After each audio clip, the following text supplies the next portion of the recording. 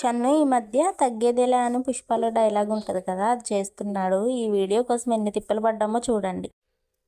తగ్గేదేలాను సరిగ్గా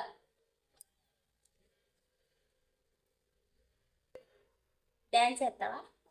డ్యాన్స్ చేస్తావా? ఎయ్యి.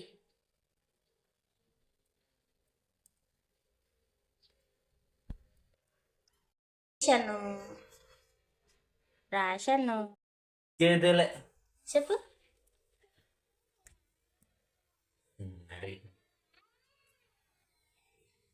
తగ్గేదేలాను డాన్సా? ఎయ్యి.